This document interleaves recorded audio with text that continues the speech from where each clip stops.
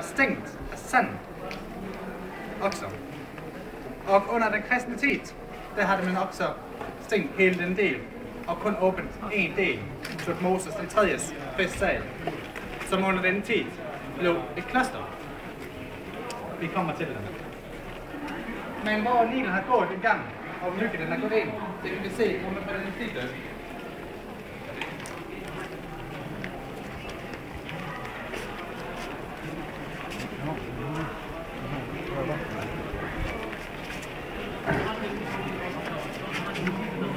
Op til her, den er stræg, har Nilen gået i 1800.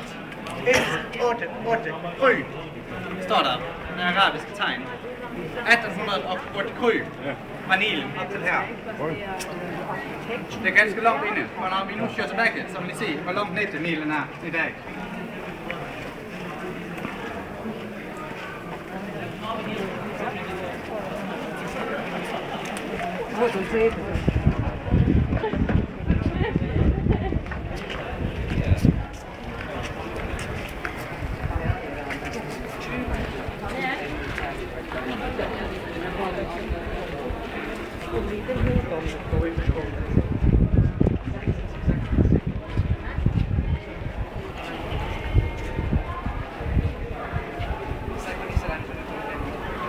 Nabo till grejen till Ramse.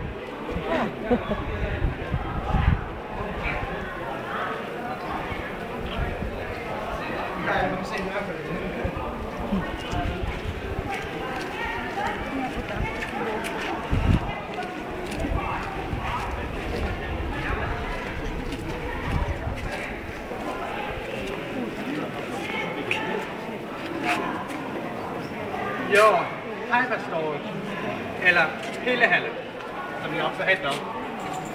Dette er en vældig så vigtig del af et tempel.